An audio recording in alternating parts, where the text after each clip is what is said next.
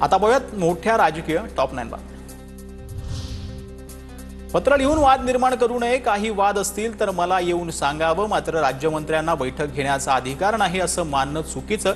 शिरसाट आणि माधुरी मिसाळांमधील वादानंतर फडणवीसांकडून स्पष्टीकरण। एकनाथ शिंदेंकडून योगेश कदमांची पाठराखण, काँग्रेसच्या इशाऱ्यावर नाचणारे डान्स बारचा आरोप करतात उपमुख्यमंत्री। शिंदेंकडून योगेश कदमांची पाठराखण तर मी चालू सरकार पलटवणार आहे, शिंदेंचा इशारा।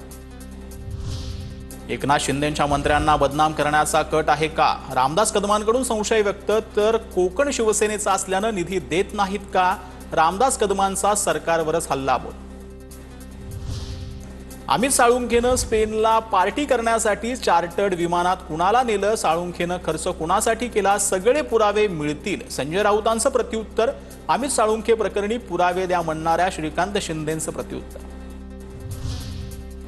कृषी मंत्री असतानाच माझ्यावरती आरोप झाले, पण मी गप्प होतो, आता मात्र न्यायव्यवस्थेनं मला न्याय दिला। धनंजय मुंडेंची प्रतिक्रिया।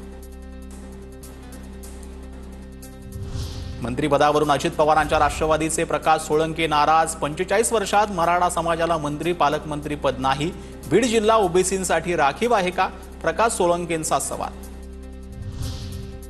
संजय राऊतांची गिरीश महाजनांवर जहरी टीका। गिरीश महाजन फडणवीसांना गाडल्याशिवाय राहणार नाही, राऊतांचा दावा। गिरीश महाजनांना आवर घालावा लागेल असंही वक्तव्य।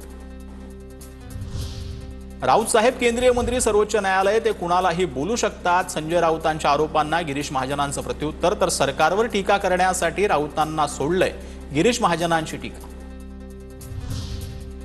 भाजपच्या लोकांना धमक्या देऊन पक्षात घेण्याचे प्रकार वाढले आहेत। नितेश राणेंचा शिंदेंच्या शिवसेनेवर आरोप। असे प्रकार होत असल्यानं कोकणामध्ये स्थानिक स्वराज्य संस्था निवडणुकीसाठी युती करायची नाही असंही वक्तव्य।